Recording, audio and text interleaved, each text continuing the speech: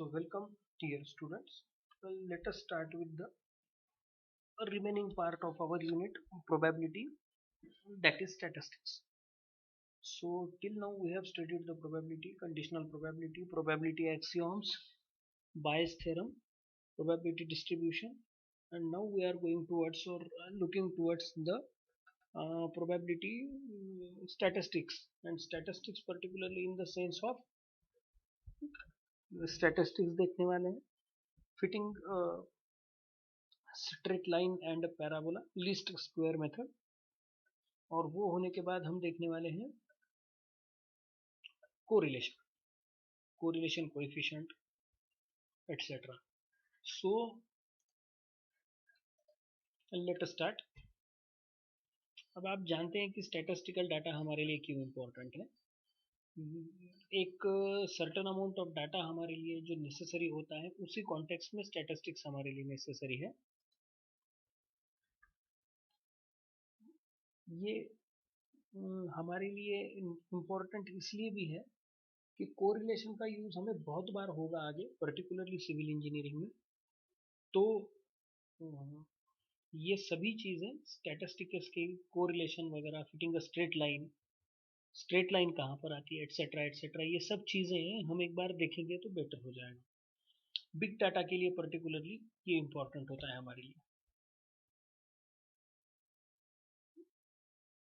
जो इसमें दो मेथड्स हैं वो पर्टिकुलरली है, फिटिंग अ स्ट्रेट लाइन और फिटिंग अ पैराबोला. ये दोनों मेथड हमें देखनी है. कर्व फिटिंग का मतलब ये होता है कि मुझे इक्वेशन फाइंड आउट करना पड़ता है. उसका भी इक्वेशन फाइंड आउट करना मतलब क्या. Let us take the example. आपने 11th और 12th में प्रैक्टिकल किए होंगे, या जब भी चाहे आप डिप्लोमा में या कहीं पर भी आपने जब प्रैक्टिकल किए होंगे, तब आपने ये देखा होगा कि हमें रीडिंग्स मिलती है, और वो रीडिंग मिलने के बाद हम क्या करते हैं, वो रीडिंग मिलने के बाद हम उस रीडिंग पर से ग्राफ निकालते हैं, x axis versus y axis वाला. दो चीजें वहां पर पुटअप करते हैं, और बाद में ये देखा होगा कि एक लाइन निकालते हैं. और वो लाइन कैसे आती है, कुछ डॉट्स आते हैं हमारे पास, तो मैक्सिमम डॉट्स जिस लाइन पे से जाते हैं, ऐसे स्ट्रेट लाइन हम निकालते हैं. तो ये मैक्सिमम डॉट्स वगैरह क्या मतलब,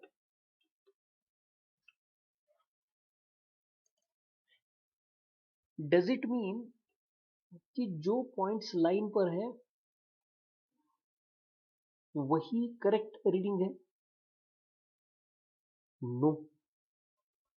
रीडिंग का तो पॉइंट मुझे मिला ही है, कुछ इधर कुछ उधर, कुछ पॉइंट स्कैटर्ड होते हैं. Every reading is perfect reading. फिर हम कुछ ही पॉइंट्स क्यों लाइन में ले सकते हैं? वो कुछ ही पॉइंट्स हम सिर्फ इसलिए लाइन में ले सकते हैं कि every problem is a solution, every point is a solution, but in certain extent. कहने का मतलब ये कि हर एक पॉइंट उसका सॉल्यूशन है, लेकिन कुछ कम सॉल्यूशन है, कुछ ज्यादा सॉल्यूशन है. एग्जांपल और एक देता हूं मैं इसी पॉइंट को कंसेप्चुअली समझने के लिए. क्लासरूम में कुछ बच्चे फर्स्ट बेंच पे बैठे होते हैं, कुछ बच्चे लास्ट बेंच पर बैठे होते हैं. जो टीचर का आवाज होता है वो फर्स्ट बेंच के बच्चों को भी सुनाई देता है, लास्ट बेंच के बच्चों को भी सुनाई देता है. बट द फर्क, उसमें फर्क इज वो होता है कि जो पहले बेंच के बच्चे वो ज्यादा क्लियरली सुन पाते हैं, लास्ट बेंच के बच्चों को थोड़ा सा क्लियरिटी कम होती है, कम हो सकती है. यानी अगर डिस्टेंस वाइज देखा जाए और साउंड के हिसाब से देखा जाए, तो the students sitting on the first bench are also a solution, and the students which are sitting on the last bench are also a solution, because all of them are listening. But the thing is that they are listening to a certain extent. उसी को हम क्या कहना पसंद करेंगे कि कोई perfect solution है, कुछ नियर अबाउट सॉल्यूशन है, कुछ थोड़ा दूर सॉल्यूशन है. तो ऐसा सिलेक्शन ऑफ सॉल्यूशन भी हमारे लिए हो सकता है, या n नंबर ऑफ चीजें उसमें कंसिडर हो सकती है। तो एवरीवन इज सॉल्यूशन, ठीक है। तो इसको कैसे कंसिडर करें? तो कुछ पॉइंट्स कभी कभी नीचे हो सकते हैं, कभी कभी ऊपर हो सकते हैं, जैसे यहाँ पर दिखाया गया हो स्कैटर्ड डाटा आ सकता है। तो स्कैटर्ड डाटा आने के बाद हम ये ट्राई करेंगे कि उसका सॉल्यूशन लेंगे। कैसे? मैं फॉर्मूला बता देता हूँ। तो फॉर्मूला होता है, उसके पहले चेंज ऑफ स्केल का ये फॉर्मूला जो है ना, ये इंपॉर्टेंट फॉर्मूला है, ये याद रखिएगा, लिख लीजिएगा इसको। u is equal to x minus X zero divided by H, या X minus x bar divided by H, and v equal to Y minus Y zero या Y minus Y bar. If m is odd, then u is equal to x minus x bar divided by h. If m is even, then u is equal to x minus x bar divided by h by 2. Is it clear? अब ये m is odd, if m is even, ये सब चीजें मैं बाद में बता दूंगा आपको, ठीक है। अब मीन की हिसाब से है ये मीन के हिसाब से डन, ठीक है। अब ये इतना क्लियर हो गया होगा, तो डिपेंडिंग अपॉन द सिचुएशन में बता दूंगा उसको। Fitting a straight line, formula बता रहा हूँ, y equal to a x a plus b x, ये है फार्मूला लाइन का।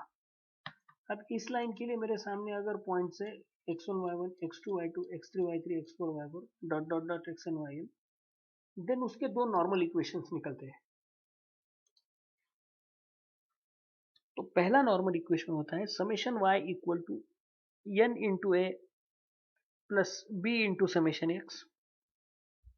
दूसरा नॉर्मल इक्वेशन होता है summation x y equal to a into summation x plus b into summation x square. ये दोनों इक्वेशंस की वैल्यू मिलने के बाद हम इन दोनों इक्वेशंस को साइमल्टेनियसली क्या करेंगे, सॉल्व करेंगे, और ए एंड बी की वैल्यूज क्या करेंगे, फाइंड आउट करेंगे। वो ए एंड बी की वैल्यूज इक्वेशन पुरानी पहले वाले इक्वेशन में पुट करेंगे। कौन से इक्वेशन में? y equal to a plus b x, हमें हमारा सोल्यूशन मिल जाएगा, ठीक है। अब ये प्रॉब्लम सबसे आसान है, तो हम इसको सिस्टमेटिकली सॉल्व करेंगे। आज के लेक्चर में सिर्फ और सिर्फ, यानी आज के वीडियो में सिर्फ और सिर्फ हम स्ट्रेट लाइन देखेंगे, नेक्स्ट इसमें हम पैराबोला देखेंगे, उसके बाद हम देखेंगे कोरिलेशन, ठीक है। तो 3 वीडियोस में ये पूरा सेक्शन वाइंड अप कर देंगे। सो सी केयरफुली, पहला problem, find the best fit values of a and b so that y equal to a plus b x fits the given data. यानी डाटा आपको दिया हुआ है, क्या है डाटा आपका? आपका डाटा है, ध्यान से देखिएगा, आपका डाटा है x की वैल्यूज दी हुई है, y की वैल्यूज दी हुई है।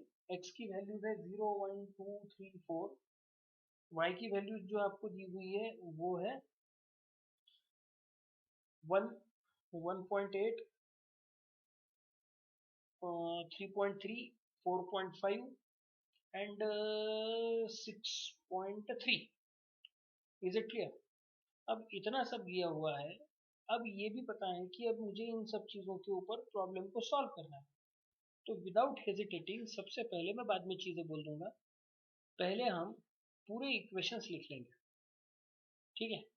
पूरे इक्वेशंस लिख लेंगे, और पूरे इक्वेशंस लिखने के बाद ही हम इन चीज़ों को क्या करेंगे, आइडेंटिफाई करेंगे। तो सबसे पहले का इक्वेशन कौन सा है? y equal to a plus b x. ये फंडामेंटल इक्वेशन है जिसमें मुझे ए एंड बी की वैल्यू क्या करनी है, पुट अप करनी है। तो उससे भी पहले माय डियर स्टूडेंट्स, कितनी चीज़ें दी हुई है ध्यान से देखना, 1 2 3 4 5, 5 टेबल दिए हुए हैं। इसका मतलब ये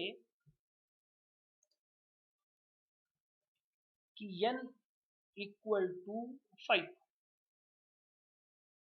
समझे, n equal to 5।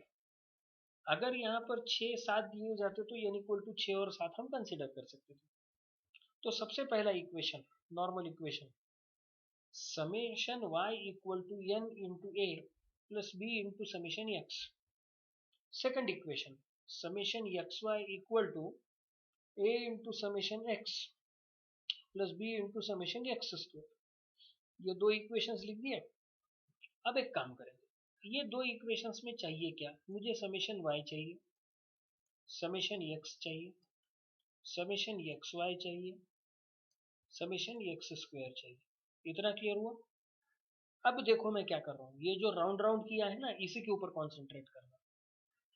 Summation y चाहिए तो पूरे y का एडिशन करूंगा, समेशन x चाहिए तो पूरे x का एडिशन करूंगा, समेशन xy चाहिए, इसका मतलब माय डियर स्टूडेंट्स पहले मुझे xy निकालना पड़ेगा और फिर उनका क्या लेना पड़ेगा, समेशन लेना पड़ेगा। Got it. Next, summation x square चाहिए तो पहले मुझे एक्स स्क्वायर निकालना पड़ेगा और फिर उसका समेशन लेना पड़ेगा। अंडरस्टूड? Is it clear? तो अब मैं यही चीज आइडेंटिफाई करूंगा। तो देखो मुझे क्या क्या चाहिए, मुझे चाहिए एक्स एंड वाई तो ऑलरेडी है, तो मुझे एक्स वाई चाहिए, x into y and x square चाहिए, ये दो नए कॉलम। तो मैं ये दो नए कॉलम डिफाइन करूंगा और मैं ये दो नए कॉलम डिफाइन करने के बाद अब मेरा टेबल हुआ x y, x y and x square. तो पहले x की वैल्यूज पुटअप कर दी, फिर y की वैल्यूज पुटअप कर दी, फिर x into y and x square.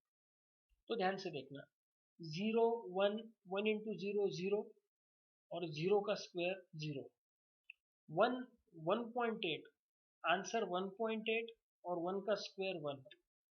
Next 2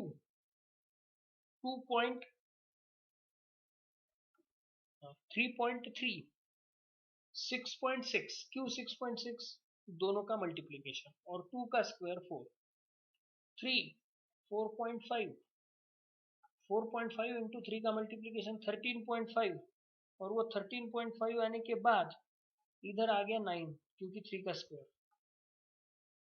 are getting this? अब ये 3 का स्क्वायर आने के बाद अब नेक्स्ट देखना है यहाँ पर 4 4 6.3, इन दोनों का मल्टीप्लीकेशन 25.2 और 16 किसका स्क्वायर, 4 का स्क्वायर। अब माय डियर स्टूडेंट्स इन सब का एडिशन, किस किस का एडिशन देख लो, 4 3 और 2 कितने हो गए, 9, 9 और 1 10, तो आ गया समेशन 10। नेक्स्ट, इन तीनों का एडिशन प्लस 1 एंड 1.8 का एडिशन, आंसर आया 16.9। On the similar basis x y का एडिशन, एक्स वाई का एडिशन 47.1 और एक्स स्क्वायर का एडिशन, एक्स स्क्वायर का एडिशन 30। अब ये टोटल की इक्वेशंस हुए। अब टोटल इक्वेशंस होने के बाद अब मैं फिर से उसी इक्वेशन में वैल्यू पुटअप करूंगा। पहला equation summation y n into a b into summation x, summation y 16.9 equal to n into a 5 into a plus b into summation x, b into summation x मतलब 10b।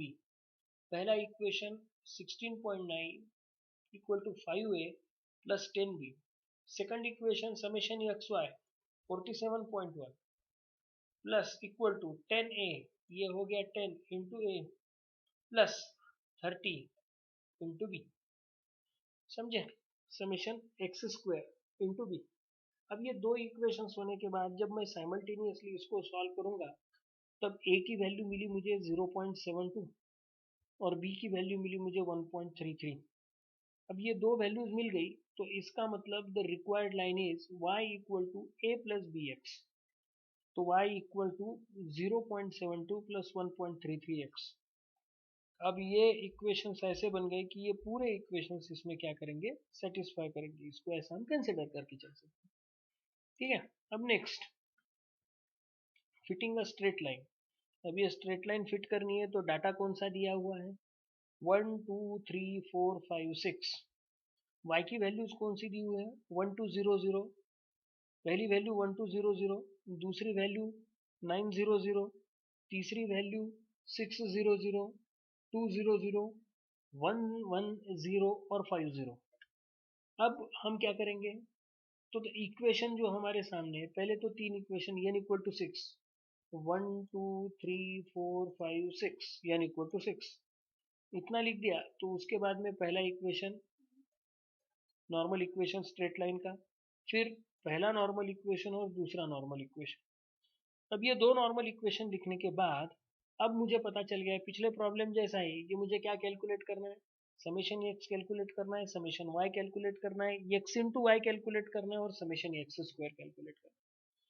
सो see carefully. अब हम problem की तरफ जाएंगे, ध्यान से देखना मेरी तरफ, और वो क्या होगा, ठीक है। ध्यान से देखना, 1 2 3 4 5 6 वैल्यूज लिख दिया।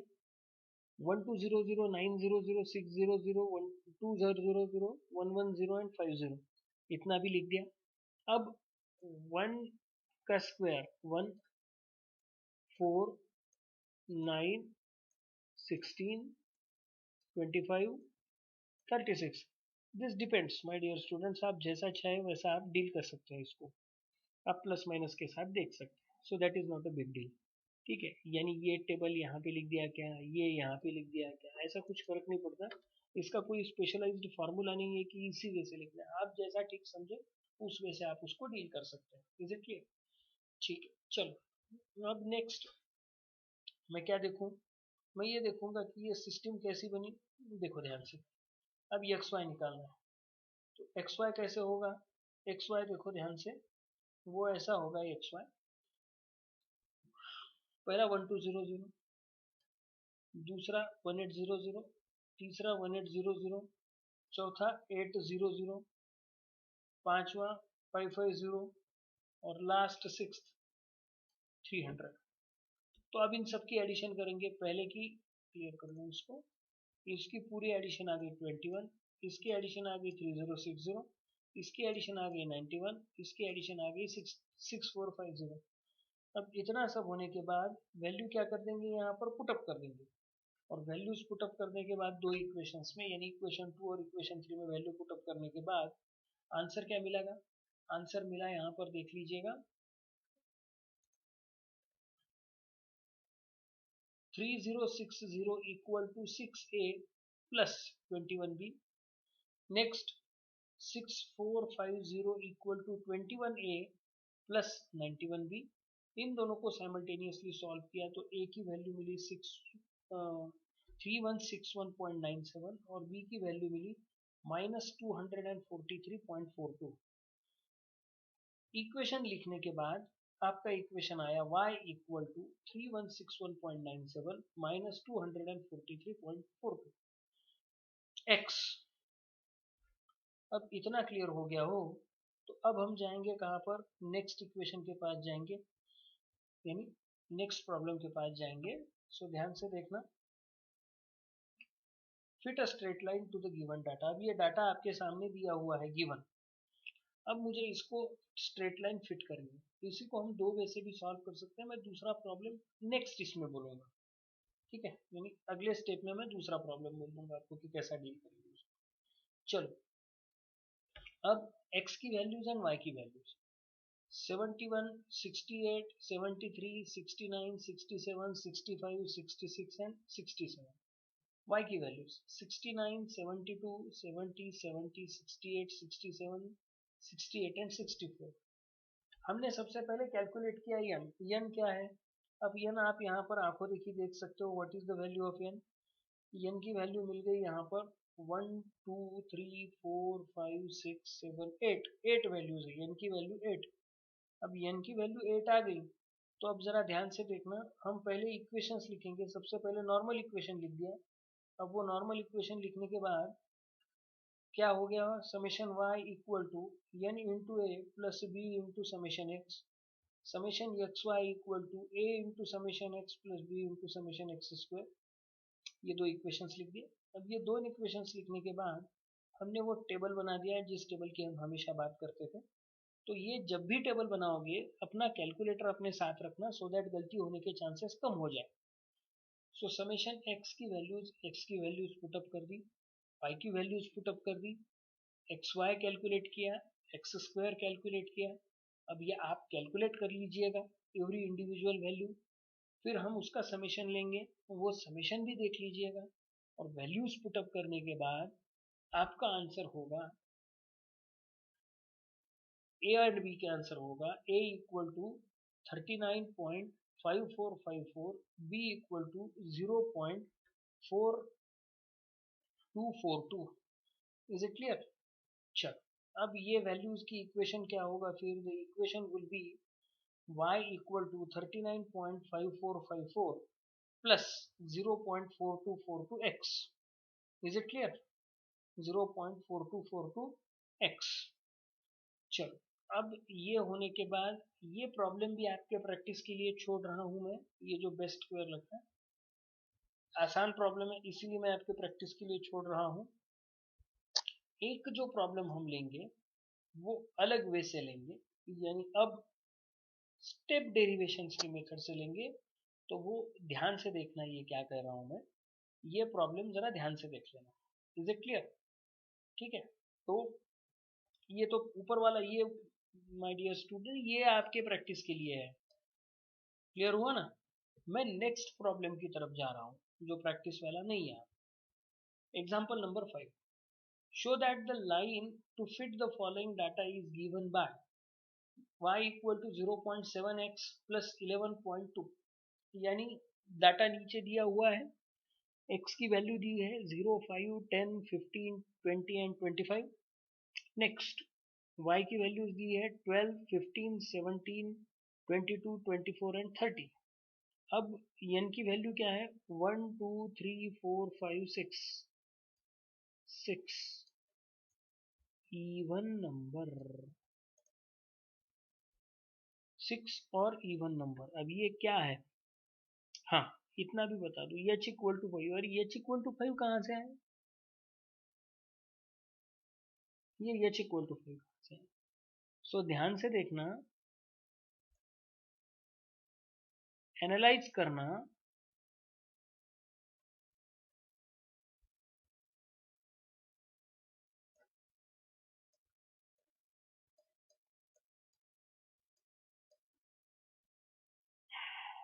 कुछ समझे? आ रहा है दिमाग में कुछ? अब मैं फिर से बोल रहा हूँ कि एच इक्वल टू 5। समझ में आ गया? चलो, मुझे बताने की जरूरत नहीं। नेक्स्ट, अब n इक्वल टू इवन और n इक्वल टू ऑड नाम की एक कंसेप्ट हुआ करती थी, बराबर है? तो वो कंसेप्ट आइडेंटिफाई करने के लिए मैं फिर से एक बार 2-3 पीछे पीछे चले जाता हूँ, ध्यान से देखना, सो दैट रिवाइंड करने में मुझे आसानी हो जाएगी।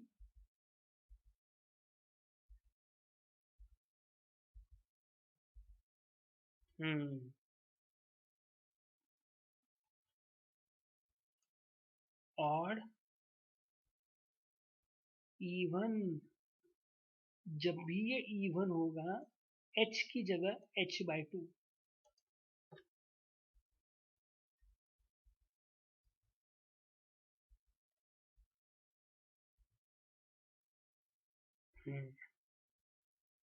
जब भी ये इवन होगा h की जगह h/2, यानी फार्मूला क्या है? फार्मूला होगा u इक्वल टू, अब मैं उसको चेंज ऑफ स्केल कर रहे हैं, हम उसको चेंज ऑफ स्केल का मतलब ये कि हम उसको अब दूसरे नज़र से देखेंगे। दूसरे नज़र से देखेंगे तो हमारे पास फार्मूला था u equal to x minus x bar divided by h/2। ये x बार मतलब जो पूरे x दिए हुए हैं आपके, उसका एवरेज, समझे ना? उसका क्या एवरेज, बता भी दूंगा वो, डिवाइडेड बाय h/2। अब h/2 मतलब जो h आपको दिया हुआ है स्टेप साइज वो 5 की है, तो अब उसको डिवाइडेड बाय 2 करना पड़ेगा हमें। तो चलो, तो x माइनस एक्स बार, तो सबसे पहले x बार निकालेंगे, क्या होता है x बार। अब x बार कैलकुलेट करेंगे तो जरा पहले से देखेंगे x बार की वैल्यू क्या है। मैं जरा पीछे चले जाऊंगा माय डियर स्टूडेंट्स, ध्यान से देखना। अब अगर मैं ध्यान से देखूंगा इसको, पीछे चले जाऊंगे तो जरा ध्यान से देखो, what is the value of x बार? 0, 5, 10, 15, 20, 25। यानी अब कितना हो गया? 20, 25, 50 हो गया। ये 50 plus 10, 50 plus 25, 75। Is it clear? So 75 divided by 6, 12.5। 75 divided by 6, 12.5। तो फार्मूला हो गया x माइनस 12.5 डिवाइडेड बाय 2.5 मतलब 5 डिवाइडेड बाय 2। आंसर कितना आया? एज इट इज ऐसा ही रखना है, क्योंकि आंसर आने के लिए मुझे हर एक x को कैलकुलेट करना पड़ेगा। अब v equal to Y minus Y bar, इसका तो कोई संबंध नहीं आता। अब y बार क्या है? y बार की वैल्यू पूरी ध्यान से देख लेना एक बार, इसका पूरा एडिशन करके डिवाइडेड बाय 6 करोगे तो इसका आंसर आया 1, इसका आंसर आया, एवरेज आया 20। यानी v equal to y minus 20। That means अब ये इक्वेशन y और x में नहीं होके u एंड v में होगा। Is it clear? u and v में होगा।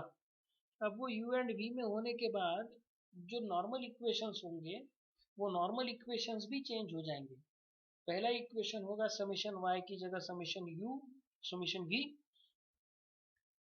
n into a as it is plus v into summation x की जगह summation u।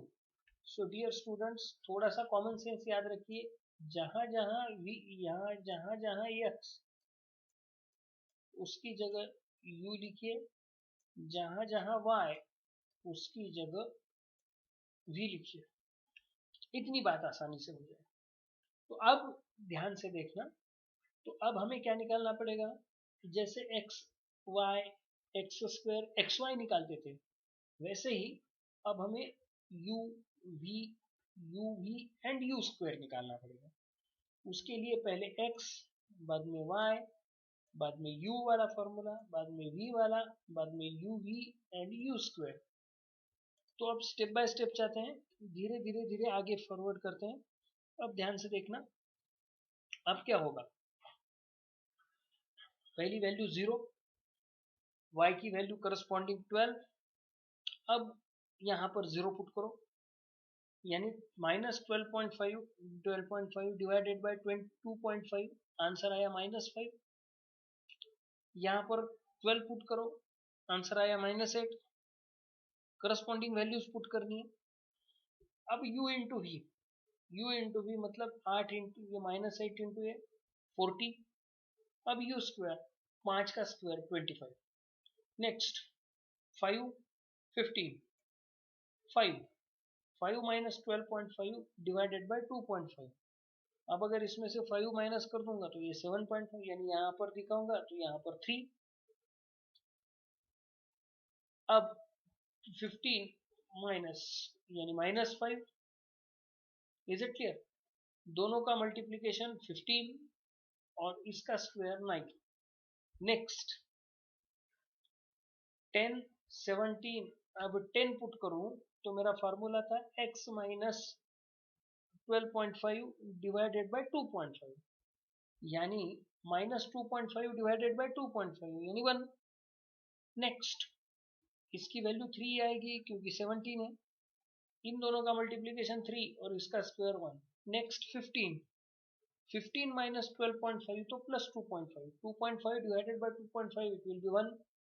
22 minus 20 is equal to 2, तो दोनों का मल्टीप्लीकेशन 2 और 1 का square 1। On the similar next इसमें 3 आएगा, 4 आएगा, 12 आएगा, 9 आएगा, 5 आएगा, 10 आएगा, 50 आएगा और 25 आएगा। ये अब आपको करना है दो वैल्यूज। अब ध्यान से देखना मेरी बात, समेशन u, अब हमें समेशन एक्स वाई चाहिए नहीं। Summation u 0, summation v 0, summation u v 122 और summation u square equal to 70। ये दो इक्वेशंस लिखने के बाद अब जरा ध्यान से देखना, मैं ये वैल्यूज फिर से क्या करूंगा? पुटअप करूंगा।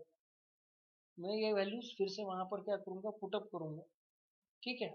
और पुटअप करने के बाद अब ध्यान सिस्टमेटिकली इसका सोल्यूशन निकालेंगे। तो ध्यान से देखना, वैल्यूज पुटअप करने के बाद 0 equal to 6a plus 0b, 122 equal to 0 into a plus 70b।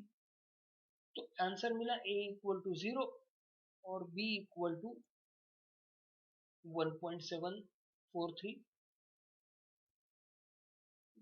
ये इक्वेशन वापिस लिखने के बाद, अब ध्यान से देखना, ये इक्वेशन वापिस लिखने के बाद मेरा इक्वेशन बनेगा v इक्वल टू, ध्यान से देखो, v equal to 0 plus 1.743 into u. अब ये इक्वेशन फाइनल हुआ क्या ना? What is v? v equal to y minus y bar. What is u? u equal to x minus 12.5 divided by 2.5. Substitute these two values in the value of u and v.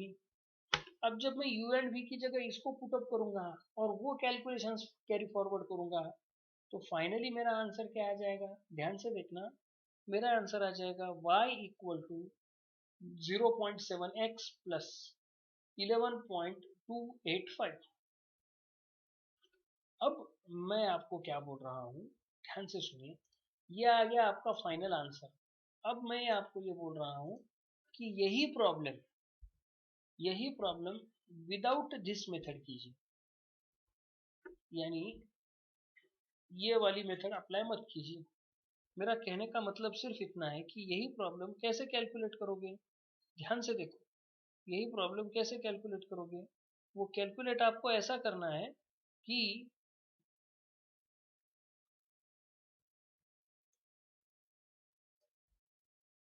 x and y निकालना है और x square निकालना है, यानी ये दो column आपको skip करना, कंप्लीट स्किप करना. एक्स एंड वाई निकालना है और उसके बाद क्या करना है, आपको एक्स एंड वाई कैलकुलेट कर निकालना है, उसके बाद आपको क्या करना है, एक्स स्क्वायर निकालना है. बस इतनी ही दो प्रॉब्लम एज इट इज. यानी व्हाट आई एम सजेस्टिंग, इतना होने के बाद, इतना सब क्लियर करने के बाद, अब देखो ध्यान से क्या करना है, x into y x square. अब ये दो वैल्यूज निकालने के बाद सिस्टमेटिकली हमें सिर्फ और सिर्फ ये वैल्यूज वहां पर पुटअप करनी है. नॉर्मल इक्वेशन जैसा, नॉर्मल प्रॉब्लम जैसा ही प्रॉब्लम फॉरवर्ड करना है, नॉर्मल ही करेंगे विदाउट डिस्टर्बिंग एनीथिंग. नॉर्मल से ही हम प्रॉब्लम को क्या करेंगे, डील करेंगे, यू एंड वी नहीं लाएंगे. और चेक करो कि आपका आंसर क्या आता है, यही आता है क्या. Is it clear, guaranteed answer यही आएगा, ठीक है, गारंटीड आंसर यही आएगा. सो अब नेक्स्ट प्रॉब्लम जो होगा, अब ये हर एक प्रॉब्लम आप जो देखोगे तो इसी वे से आपको फॉरवर्ड करने हैं. हर एक प्रॉब्लम जो अब तक हमने सीखे ना, वो प्रॉब्लम इसी वे से आपको चेक करने हैं कि हम ऐसा कर सकते हैं क्या, यू एंड वी इंट्रोड्यूस कर सकते हैं क्या. यू एंड वी इंट्रोड्यूस कर सके तो वो प्रॉब्लम कैसा होगा, एटसेट्रा एटसेट्रा एटसेट्रा. ठीक है, तो मैं यहाँ पर इस वीडियो के लिए यहाँ पर रुक रहा हूँ और नेक्स्ट इसमें हम आगे देखेंगे इसको. ठीक है, तो आगे देखेंगे तो आगे ऐसा देखेंगे कि हम इस प्रॉब्लम इसमें पैराबोला वाला प्रॉब्लम देखेंगे, लेकिन नेक्स्ट वीडियो में देखेंगे. ठीक है, thank you, thanks a lot.